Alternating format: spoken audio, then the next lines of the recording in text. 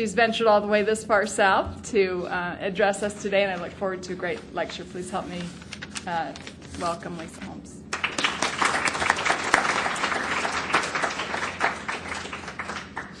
Thank you. Wow. You introduced me quite so nicely. Thank you.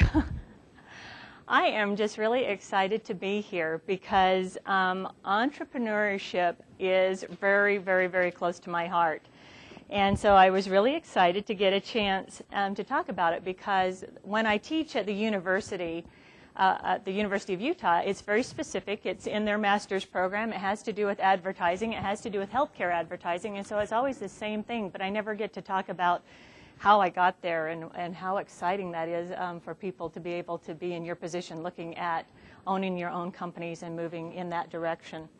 If you have any questions while we're going through this, please feel free, raise your hand, yell out. I would just as soon you talk as much as I do, so that would be great.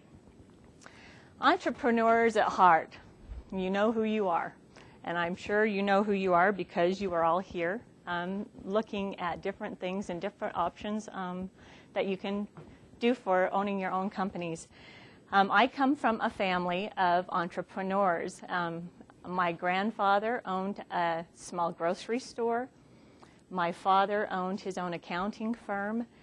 My brothers have taken over my father's accounting firm, so they are both entrepreneurs. My sister owns her own genealogy research company and graduated from BYU with that recently and is enjoying that. And my husband owns his own business, and so do I. And so it's something that's been in my blood for a long time. And like many of you, I started my first company when I was 12 years old, and it happened to be with one of my father's clients. And it was actually a very fun project that kept me busy until I graduated from high school.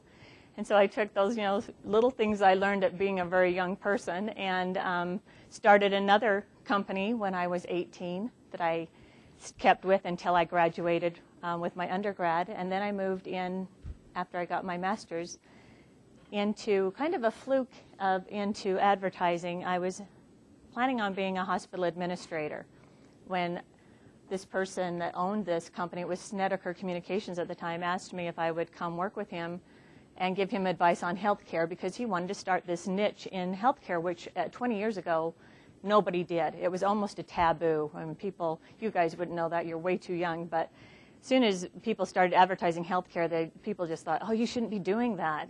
That's kind of off bases. But it's, as you can see in your media, it has grown to a very big deal. And so anyway, I was very lucky to be able to come in on the ground floor with him and to be able to eventually buy the business from him and to own this company. And I'm very grateful for the opportunities I've been given, and it's been a really good thing for me. So I know it's going to be a very good thing for you. What you need to remember is that owning your own company is the very best of times and it's the very worst of times, depending on what day it is. And for the most part, it's always the best of times because you are responsible for yourself. Nobody else is going to be responsible for you. Nobody else is going to help you succeed. Well, they'll help you succeed, but they won't be as responsible for your success as you yourself will be. And so it's a very exciting thing to be able to be in that position. And the worst of times will just be because they're scary sometimes, or sometimes things don't go together exactly like you would like, but they always pass, and those best times come back around to be the very best. When they asked me to talk today, they told me that there were a certain kind of criteria that you guys have worked through in some of your classes and stuff, which fall under these categories.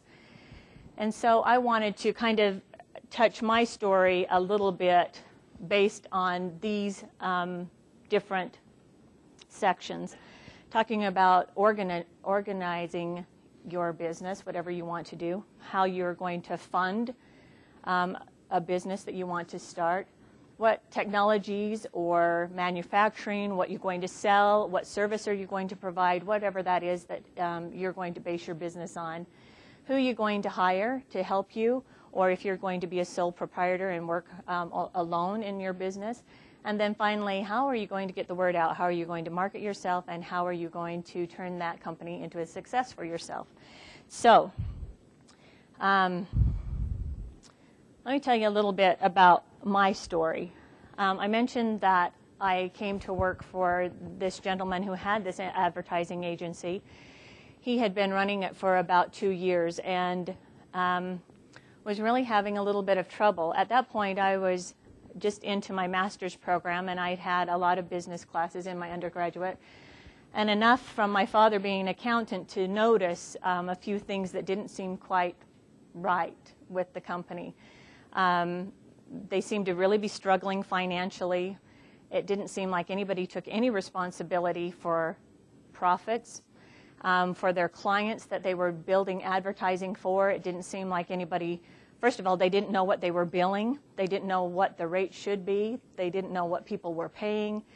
There wasn't any respect in the company for people who had very good qualifications, but they weren't working together in a team. It was really kind of a sad situation. And so that's the environment that I kind of walked into when I started, and I knew at that point that in my life that was not the kind of organization I wanted to be a part of or to ever own. And I knew at one point that I would want to go into business for myself again at some point. So that was a little bit discouraging for me at the time, but it was good to be able to get in and see an environment like that and then be able to help make some changes in that environment to make it a more positive experience in a place that could actually be financially stable and do better. So some of those things that you need to think about when you're starting your company is, do you want to work full-time or do you want to work part-time? There's a lot of great companies that do full-time work, and there are a lot of great companies where people are working on a part-time basis. And it's a personal preference of what you want to do and how you want to live your life under your business. On CNNmoney.com, they have some good articles a lot of times about starting companies and things that you can do and step-by-step instructions. But they had posted this figure, and it was interesting to me how it kind of split up into thirds. About a third of the people want to work part-time or less, 20 hours or less. About a third of the people are working 20 to 40 hours a week. And about another third are working over that 40 hours a week. And it doesn't break it down into what type of organizations those were, but that just happened to be interesting to me, that there are very successful companies working all over those parameters. Then the next thing is, what do you want to be when you grow up? What do you want your company to look like? That's a big question. That's kind of like me walking into that agency and thinking, I really don't know anything about this, but I know this isn't exactly what I foresee myself growing up to be. And so when you're building your own company, you have that privilege to kind of make it what you see and what you want it to be for you. And there's a lot of different business models that you can use to determine what you would like to do this way. And there are very, very successful companies in any one of these models. So you can choose one that works for yourself or for the business that you think that you would like to start up. Personality of the company. This might seem kind of odd, but to me this is one of the most important things to me because every company has a personality. I'm sure in all your jobs, when you go to work or you're in there, you notice that there's a personality that you see, whether that's a very leisurely company or if it's extremely stiff, if it's a tight-run ship, if it's a really loose-run ship.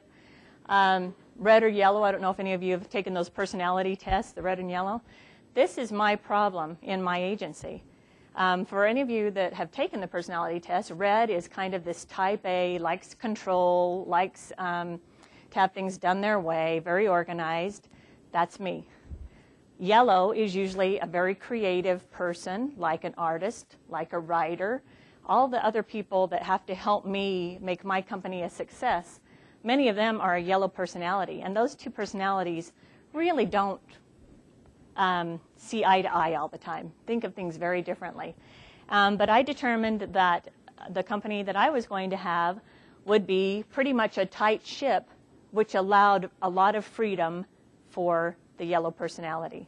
I have employees who work every schedule you can imagine, just because that's how they work. Some of them just cannot seem to get to work before 10 o'clock, and they've got to leave for 2 hours for lunch for some reason, but they are more than willing to stay till 10 o'clock and work at night.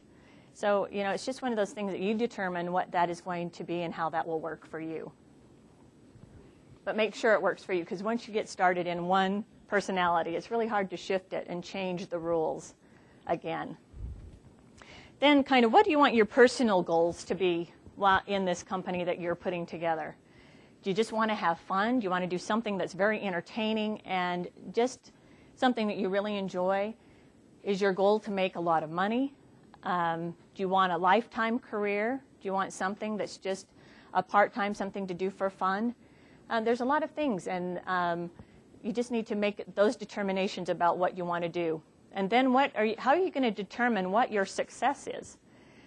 Because if you just decide to run a company and you don't have anything to judge how you're doing, no matter what that criteria is, then you'll never know if you've reached your goals, and it might become stagnant, and you may determine that you're not having as much fun with it, or you're not achieving your goals like you would like to. So you need to think about what those are, and it might be all of these or many other things, or it might not be any of these. Now, I know some people who are in the advertising world that if they can win, you know, a big television award, a national award, they're done for the year. They don't feel like they have to do anything else for the year, because that was what they judged their success by, which is great. And they have great creative teams. So you just need to determine what your success is going to be. But one of the biggest things that you'll need to do, and I have brought copies of this, and I hope I have enough for everyone. If not, we'll make sure that we get some copies made where you can get them from the office. But it's defining the dozen. And it's building a business plan, because the business plan is like your Bible. Your business plan is everything that you determine that is important to you, how you want to run your company, what you want it to involve. And it's something you refer back to over and over and over and over and over to make sure you're on track, to make yourself successful, because they're all your thoughts. It's not somebody telling you what your thoughts are. It's everything that you determined was important to you. And there's 12 very important questions. I'm going to read through them really quick, but like I say, I've got copies of these. What is your business idea? How does your idea address another person's need? What model suits you best?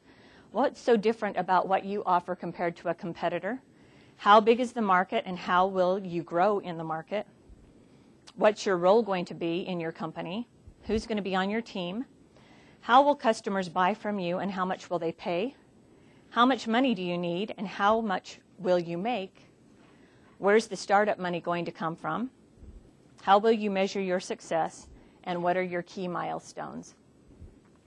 Those seem like really simple questions, but when you start thinking about those and what they really mean to you, and you're very honest with yourself, you will be able to determine a lot of things about the company that you want to build, because a lot of those answers will come out of just those 12 questions. Any questions before we move on to capital and finance?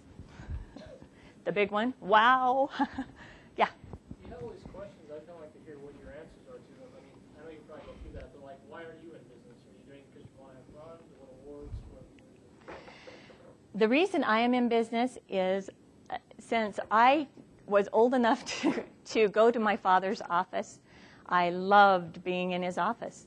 I could run a 10-key calculator by the time I was 5. I had games that I would play on it. I could run a typewriter.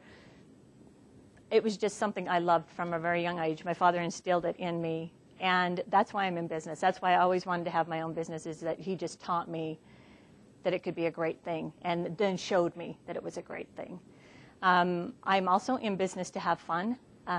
Even though I say I run a really tight ship, which I do, I really like to have a good time. I've planned days where people will show up at our office and they'll have like a mission, like the old, there was a television show, Mission Impossible theme, and people will have a mission on their desk and they have to do something at a certain time, and anyway, it ends up in a big water fight. Seriously, within in our organization, around our computers. Because I work with a really different group of people. They're very stimulated by artistic, out-of-the-box kind of things. So even though that's not really where I get my enjoyment, I realize that other people need that. And so we do some of those kind of crazy things. So I think it's important for both of those. Any other question that you wonder what I thought about it? That answered that a little bit. On this capital and financing, I think this is a hard one. You know, you've got this great idea, and how much is it going to cost me, and how am I going to pay for it? And there's a lot of different ways that you can get financing. You know, you can get loans, you can get grants, you can get your family to help invest in you, friends, angel investors if you're lucky enough, venture capitalists if your project is big enough usually. So there's some good ways to go about doing that. There's this old saying, beggars can't be choosers, and I just want you to say, yeah, you can. You know, be smart about the money that you either borrow or however you gain that capital, because you don't want your dream of this great idea that you have to turn into a financial nightmare.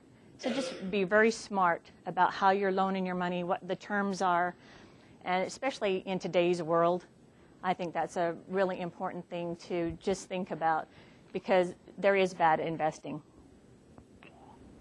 Sorry. This is another statistic that came out of CNN Money. And I was a little surprised that almost 75% of people finance their companies through their own personal savings. That was a little bit higher than I would have thought. You know, about a third of them through loans and lines of credit. Quite a big percentage of friends and family, actually. Average cost to start a business is $10,000. That's, of course, encompassing everything from maybe a $500 setup of a computer and something you're doing in your home online, to maybe something that's going to cost a couple of $1 million to try to finance, but the average is about $10,000. And there are about 6 million people who actually borrowed money from friends and family to start their endeavors, with an average of about $18,000 that they would borrow. And I think that's a really nice way to be able to do it, but I also would just be very careful with that, because you don't ever want to have money become an issue with friends and family. But it is a very good option. Let me go back to this. Let me tell you my story of being financed, because it wasn't a pretty picture. When I determined that I wanted to buy the agency that I was working for, as I said, there were a lot of issues with the prior owner, and a lot of those became big financial problems, and that was one of the reasons that he decided that he needed to sell the organization. And he was going to sell the organization to a very large Salt Lake City-based advertising agency. And that agency was kind enough to come to me and say, we realize you've been with this company forever, and it was probably your intent to buy it, and we'd like to offer you that option before we take it over, which was a great opportunity. But really, it was because they didn't want it. It was financially in problem. They were really, I think, trying to rid themselves, but they also knew it was a good thing for me. So that was the good news. The bad news was they had already offered the owner quite a bit of money, more than it was worth, because they were very good friends with him and were just really trying to help him out. So in order for me to take it over, I was going to have to pay more than it was worth, and more than I was really thought I should be paying. But we made some arrangements and came to an agreement on a price and decided to go for it. But the cash on hand was not hardly there. There was not enough cash on hand actually to make payroll for another month. And billing was behind and payments were behind, and it was really kind of in a financial problem. So I thought, no problem. This company's been in business for 10 years. I should be able to go to the bank that we use, that we've been in business with all these years, and they should be able to give me a small loan for a short term just to get over this hump. No, not a dime. They looked at all our financials, The financials weren't to their agreement, and they said no way they were going to loan any money, even on a short term. And all I was asking for was $40,000, and they wouldn't do it after 10 years in business. And so I went to the SBA, and the SBA wanted the financials again, and the SBA said no. And I thought, oh man, I should have just started my own company instead of taking this one that's diving and I can't get any money to finance it to keep it running. But then, luck of luck, we found an old document in our banking records that we had opened a line of credit years before that we had completely forgot about that was still active, and it was a $60,000 line of credit. And they couldn't stop me from using it because it was already active. And so that was my saving grace to be able to get ourselves over the hump, kind of make some changes, and decided to buy the agency. And I was lucky enough to be able to self-finance some of it also. But, you know, that financing part is a scary part. But don't give up. Especially for new businesses, I think it's a lot easier to get some financial backing, where we had some big problems that were kind of these red flags that was kind of stopping us from getting our financing. So anyway, my horror story turned out just fine too, and we've never ever gone back to a bank and ever needed money since, so that was a good success. Any questions on that before we move to technologies? Okay. What are you going to sell? Let's see. Well, we're in the advertising business, so what we sell is consulting. We sell strategic planning. We sell advertising. We sell media purchases, and we sell public relations. We are really a service industry more than we don't sell widgets of any kind, unless you want to call our advertising pieces widgets, which is a little bit of a different thing than having a storefront and having to sell something that way. But even with it being a service industry, there are technologies and stuff that you still need to stay up on. My employees, the creative process changes all the time. The programs that they use change all the time, so it's very important to make sure that your company is up to date with technology so that you're in a good competitive environment for moving forward with those.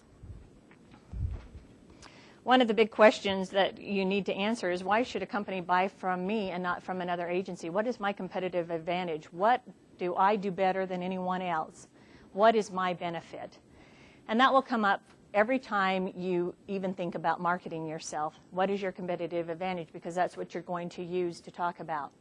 Mine happens to be that we're in a healthcare niche with experience. We probably have, in fact, I know for a fact, we have more years of experience in healthcare advertising than any advertising agency in the entire country, because we were one of the very first to even start doing it. And so we use that. And not only, we've got people who have been there for many, many years. We've got a lot of our employees have been there between 10 and 15 years, so they have experience. So that is one of our biggest competitive advantages that we use. But one of the things that really sells us is our style of advertising. And we choose to do the unexpected instead of expected, because we're very much into what our clients need is to build awareness. They're trying to build awareness of their programs, their hospital, whatever, to get heads on beds. And so we need to do something a little bit different, because healthcare is a hard thing to advertise. And one of the things that is our philosophy and has been a philosophy in our agency is we do not do we care advertising. So if clients come to us and say, they want to do warm and fuzzy kind of advertising, we turn them down, because that is one of, when we were talking about organization, what are you going to be when you grow up? Well, what we're going to be when we grow up is a company that does the unexpected, that does not do warm and fuzzy advertising that we don't think is effective. And so we've built our reputation on that. And I'm going to show you just a couple of examples of stuff we do so you can kind of get an idea of what we're about. And I hope you can see it on the screen without.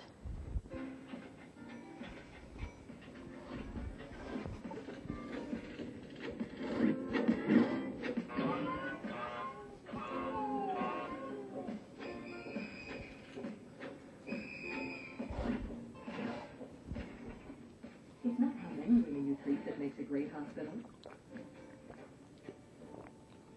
It's how you treat women. Frankfurt Regional Medical Center.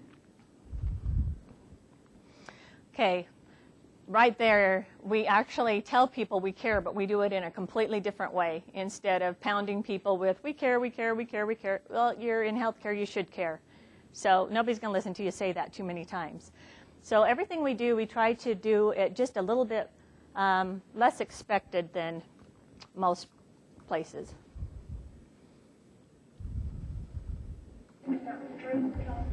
Which way did you say it was to outpatient surgery? Follow the purple line. The purple line? All the way to the end. All the way? Then go left again to the second set of elevators. Then you're going to go to The the problem with big hospitals is they're just so big that there is an alternative.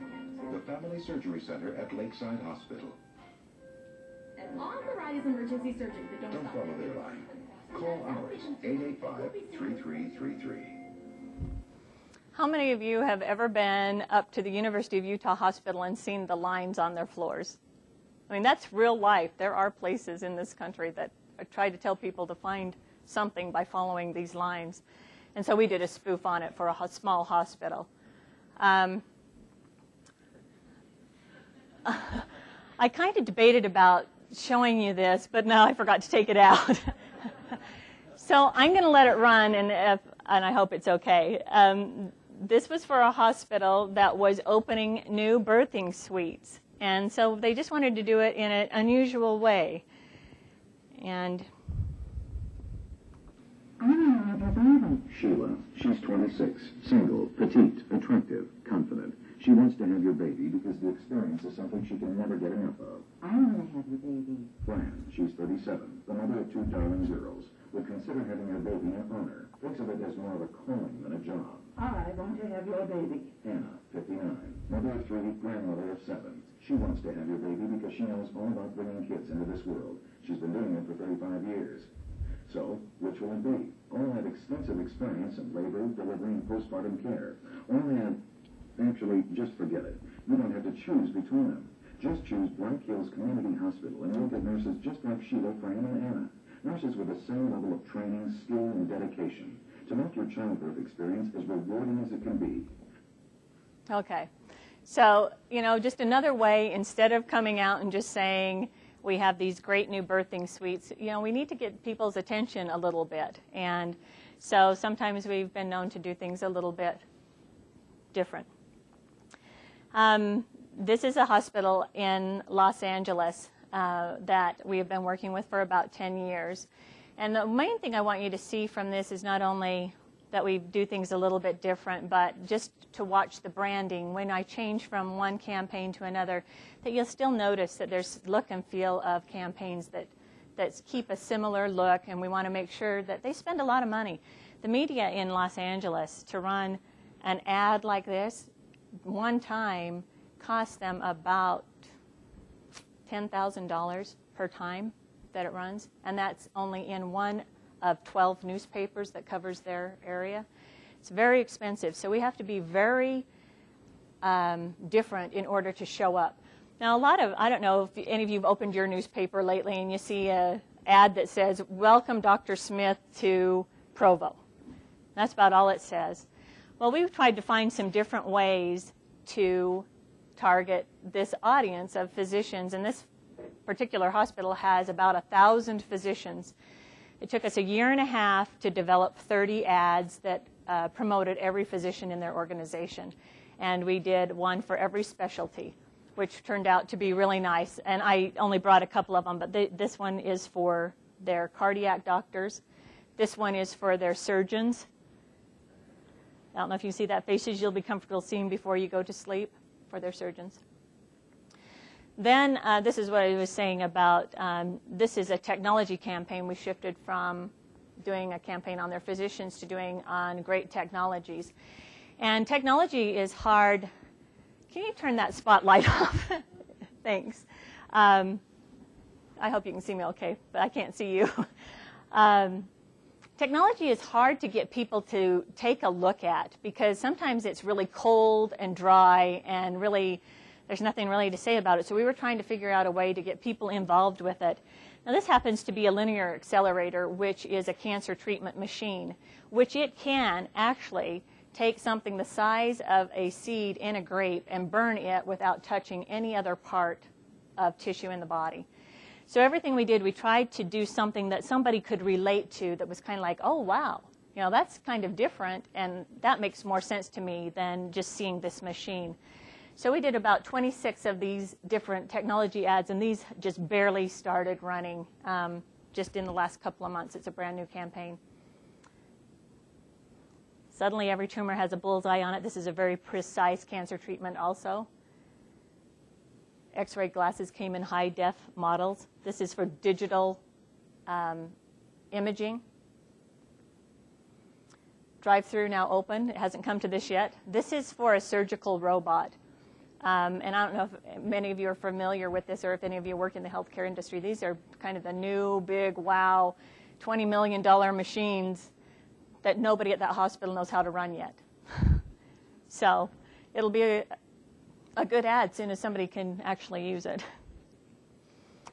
Now showing a live video of your esophagus. This is talking about these pill cams. They're little tiny pills, capsules that you swallow that actually take pictures all through your intestinal tract. So, you know, we did something a little bit different to make it enticing. So anyway, that's that client. This is another client. And everything we do, we just try to make it a little bit different. So this one is about outpatient surgery, and I don't think you can read it. It just says, Jean Crane, hernia bothered her for 12 weeks. We repaired it in 37 minutes. So something that is always a benefit. There's a problem that's tied to a benefit for that hospital and what they can do to help them. This man is a doctor, an eminent surgeon, widely respected. Each year, he performs hundreds of surgical procedures. Why, just this morning, at precisely 6:47 a.m., he went into surgery for a temporal artery biopsy. But today, he was the patient.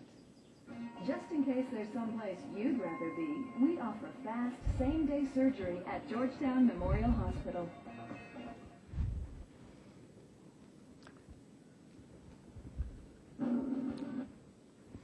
Another thing a little bit different, you know, sometimes people come out and they want you to come to these classes, and for some reason, you know, there's always something going on Heart Month. Come see why your heart needs to be helped. So something a little bit different. We're better for your heart than some naked baby with a bow and arrow. So heart repair, I'll make some models. Oops. For some reason, my computer isn't pulling these up by itself.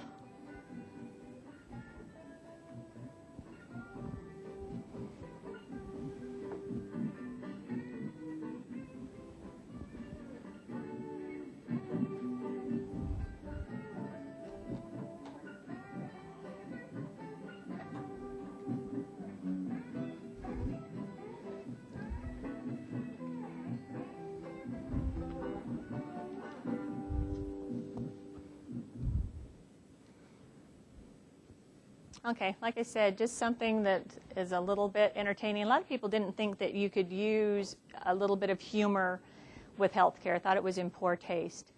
And we've determined that it isn't in poor taste as long as it's done tastefully. And so we've tried to do something that's at least somewhat entertaining, because you are trying to entertain people in a certain way to get them to notice you and take advantage of getting their awareness in other ways that you can.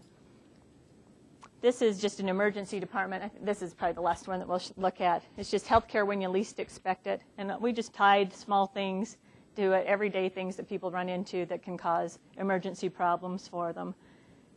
Very, very, very simple.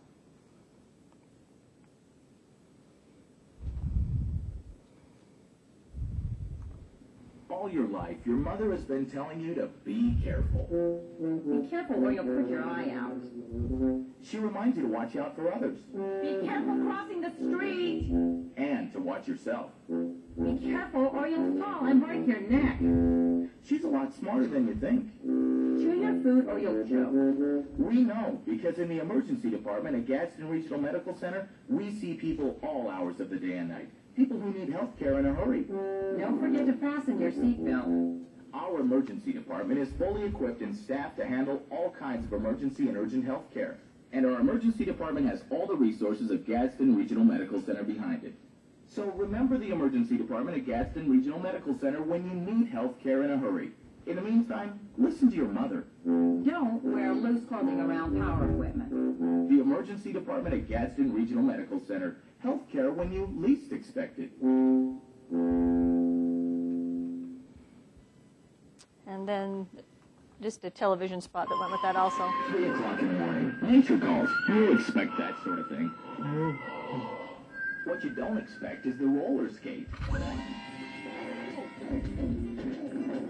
Or that you bump your head and stub your toe. Then step in the broken glass. Life is full of surprises. Which is why the emergency department at Gadsden Regional Medical Center is always open. Gadsden Regional Medical Center. All the health care you need, even when you least expect it. Okay, that kind of gives you an idea of what we manufacture, what we sell. And that's very important to us, and it's very important to the people who develop it. And that leads us to our next point about people, the people that you are going to have work for you, or like I like to say, who can I get to do what I say? Because that doesn't always happen. And it shouldn't, but that's just kind of tongue-in-cheek. But what you need to know, you really need to understand the power of people. And great people can take a mediocre idea and turn it into a success. But if you have a great idea with mediocre people, you just aren't going to get the success you want. And it's really important that you know that that comes from the top down. That starts with you. You need to be that person, that great person that leads the way, has the vision, and shares that vision, and understand that everyone that you hire is very powerful to you, and that you should be finding the people who are going to be very powerful to you, and I like to call them stars. When you find those people, bring them on. I'm sure that when you guys think about the companies that you would like to own and start up, that you maybe even have friends that you know right now who you've talked about working together, putting a business plan together, and they're probably one of your stars. And you need to make sure that if you see people like that, that you talk to them, that you get them on board. Don't let them go off and do something else if you really think they're going to be a benefit to you, because it's important to get that right fit. Sometimes I think it's almost easier to find the right personality with the right fit kind of person that doesn't really have as much experience and train them a little bit more in their experience, help them gain experience, because it's really hard to change a personality. And I've done that more times than I would like to admit. You know, got myself in thinking this is going to be a really good employee, and it turns out that their personality doesn't either fit with me or it doesn't fit with the other people. It causes a problem. And one sour grape can really turn things into an uproar a lot of times. So really take your time when you're finding these people and hiring them, because it's one of the most important things you will do. The other thing is FTE management, full-time equivalent, that's what that stands for, of people when you're hiring people. Sometimes you go through a busy period and you think, oh man, I need to hire somebody, I just can't do all of this. And you do it, and 2 months later, the business has slacked off, things have changed, and you don't really need that person, and now what you're going to do. I've had probably one more person than I've needed almost the entire time I've been in business, because I hate to let people go. And I think of it as partly my fault for bringing them on if the work kind of fell off. I don't feel it's really fair to let them go if it was my fault for hiring them in the first place. So don't be too quick to hire. Make sure it's something that you need. Make sure it's not something that's going to come and go. Because I know in the advertising field, there are a few agencies that are notorious for pulling people in. When they get a big project, they'll hire 5, 10 people. And pretty soon, those 5, 10 people no longer have a job, and you don't know what job they left to come be on your team and how you might upset their life. So just be very cautious, I would say, on that. Just for yourself, too. So I feel guilty, so try not to feel guilty. The other thing is keeping these people, keeping the stars. Like I said, I've been very fortunate for our core team has been with the agency for a long time. And we work like a well-oiled machine. A lot of people always say, oh, I can't believe there's only 8 of you that work in your agency. But it's because we've worked together so long, we know how each other thinks, we know how each other works. But for me to keep that caliber of people, other people want them too. And so it can be expensive. So you have to determine, if you can't afford to pay them more, what are the other things that are really important to them that you might be able to offer besides money? Now, for my employees, like I said, a lot of them love having this loose working hours, I guess I should say. You know, they can kind of come and go as long as they're putting in their time and getting the projects done at what works for them. That's very important to them, because some of them still freelance and do other things and need to go to other meetings. So that is one way that I've been able to kind of fight that. Because I know, especially in advertising, it can be a cutthroat organization where a lot of agencies will want blood. And we don't do that, and most of our people have worked for those agencies, and so it's very important to them not to ever go back to that. Sometimes people just want recognition. They want to know they did a good job. Make sure that you are recognizing people because you're not doing it on your own. That's one thing to always remember. And people like to be recognized. They like to know that they've done a good job. But it can be, expensive sometimes. Another thing I would suggest doing is finding a mentor for yourself.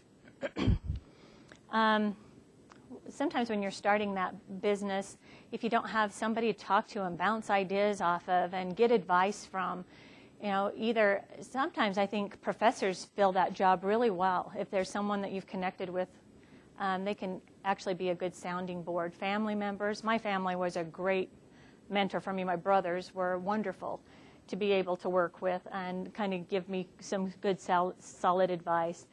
But moral support, all of that. And sometimes it can be credibility. If you can get a mentor who maybe is in your same type of industry, they're already doing something, they're well known, sometimes they can introduce you to other people and help you get going and get started just by their name alone and who they know.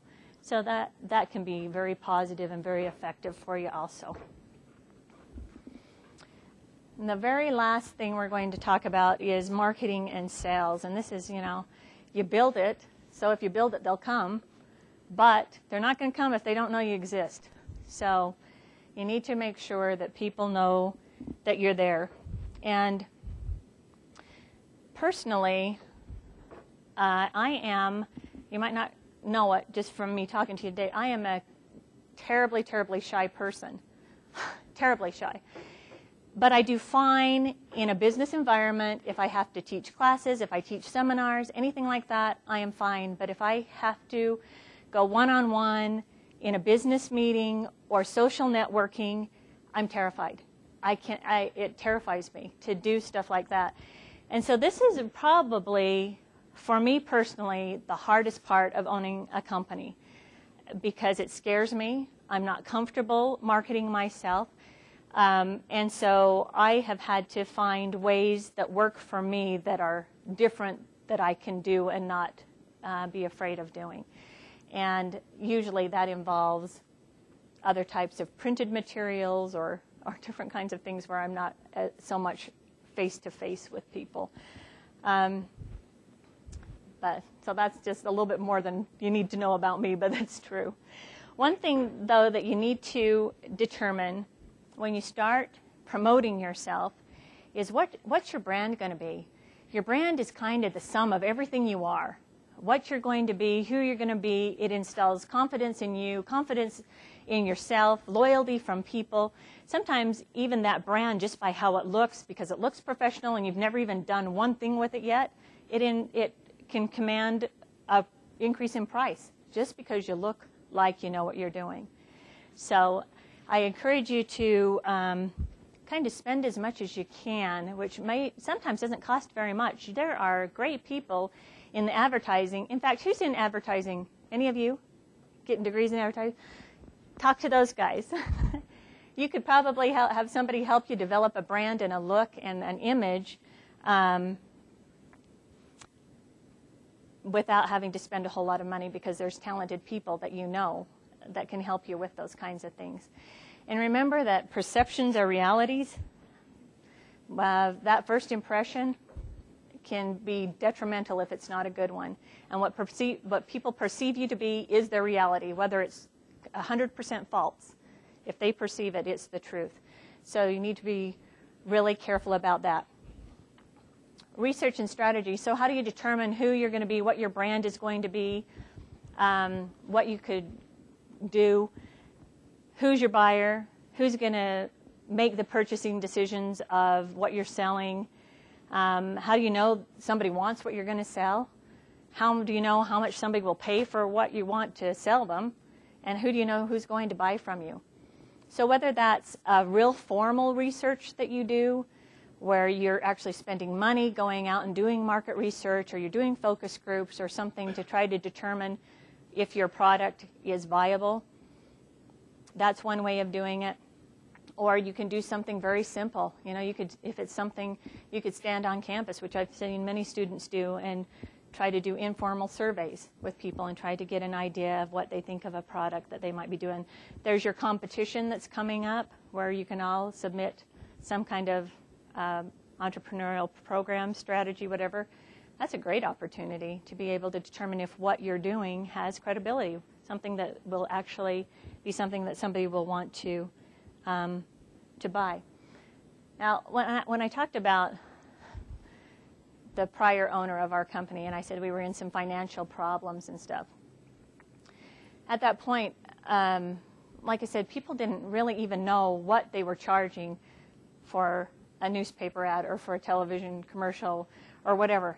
And one day I approached him on that and said, you know, obviously you're not charging enough because you're not making enough money to keep afloat. So we need to take a look at this. And he told me, he said, no one will pay more than $1,500 for an ad. So we can't charge more than that. And I basically looked at him and said, well, then you might as well shut the door, because it's not enough for you to run the business how you're doing it. And so informally, I talked with a lot of the clients. And these were clients who had been working with us for a while, who this would be a big shock to them to have a price increase put in. But I talked to them, and not one client had one bit of problem of doubling that price, from $1,500 to $3,000 to have a newspaper ad created for them. So that was a perception that he had in his mind that was completely unfounded, that was destroying the company, when if he would just taken a few minutes to talk to people, he might have found out that that wasn't the issue at all, that he had very good work and people were lucky to have it and they were willing to pay for it. So these type of informal questions would be very important for you to find out as you're moving forward. Marketing materials. I was talking about your look, your feel, what you look like. You know, you really only have a few seconds to make a good first impression, no matter what that is. And just quickly, I'm just going to hold up a couple of things. This is our company. So, you know, we try to keep a look and feel. I don't know if this color comes out a little bit bad on the screen, but it actually tries to follow the same colors as our letterhead, as our envelopes, as our business cards, as our promotional pieces, but we put all of our proposals in. All try to look the same, to our envelopes, this type, all the way down to our purchase orders and even the invoices that we send our bills on. So that when somebody gets something from us, there is some kind of recognition that over and over and over is solidifying that who that's coming from. And that even goes, it ties back to our brochures. Everything that we do, we try to keep a look and a feel that's all a family association. And so that's something that you'll have a really better success with if you try to tie things in together, because then you're not confusing people and they start recognizing one thing instead of 10 things that you might be putting out there. Now, last thing, there's a lot of ways to put your message out there, and all of them work.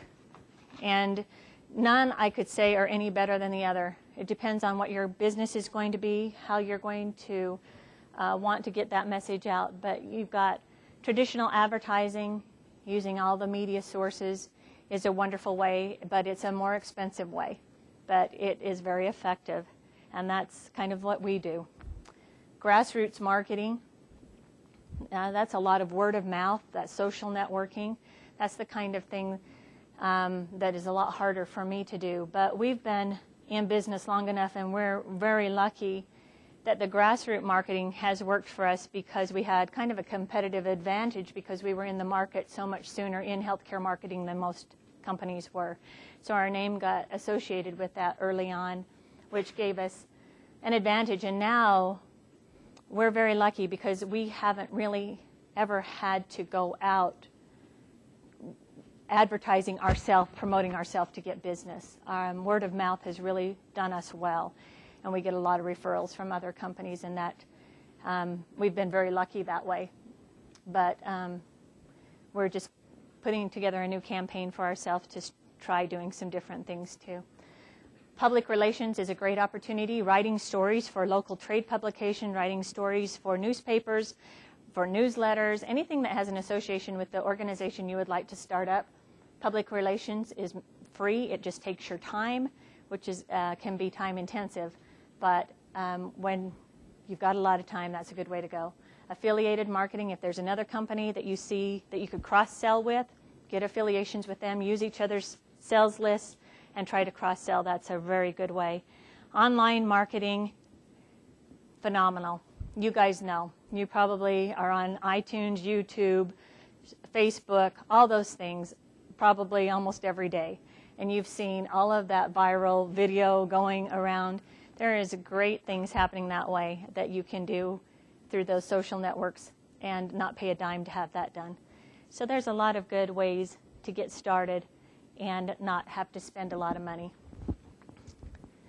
The last thing I'm going to show you is just a promotional piece that we've been using to kind of promote ourselves. And this just plays usually when I'm doing conferences or something before I do a presentation. This is just going on in the background for 15 minutes or something before we start. And this is basically our best advertising for ourselves.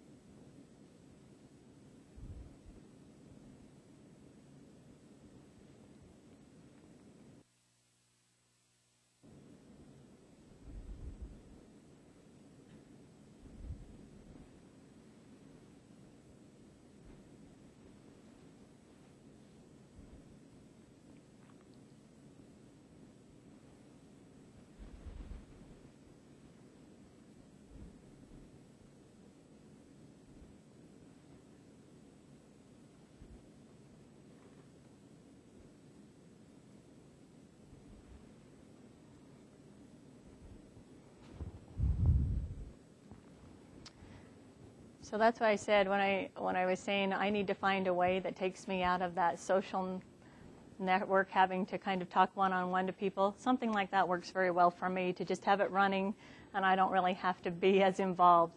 And that might be the scary way out, which it is, but that's one of my ways of dealing with it. So you'll find your own way of dealing with all your problems too. Questions and answers, is that what we do?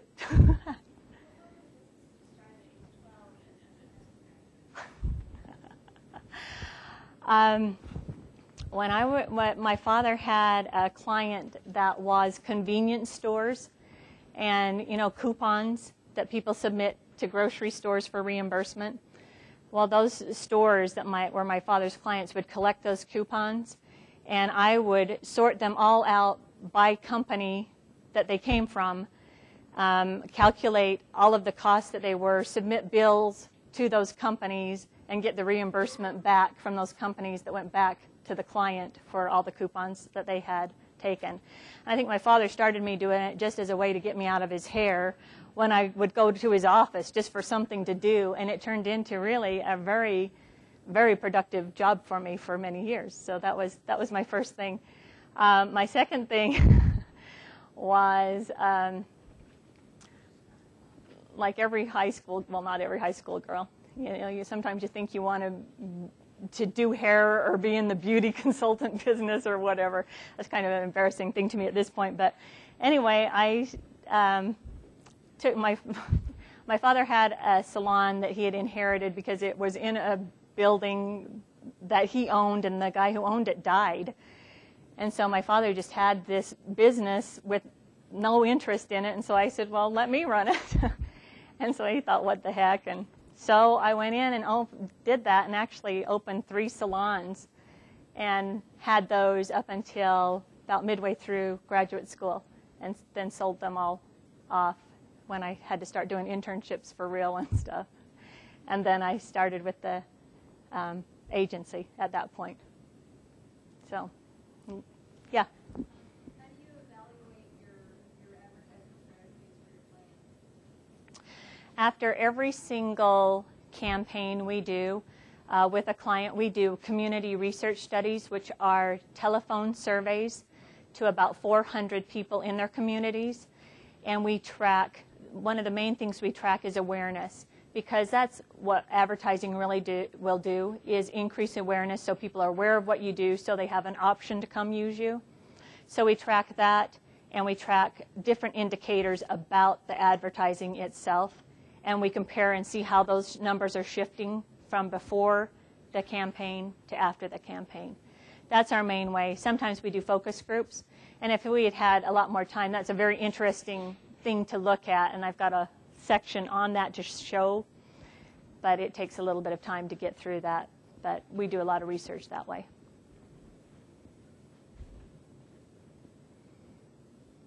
Other questions? Okay, well, thanks. Thank you. Oh, thank you. Thank you. Something for BYU. Good, I need it.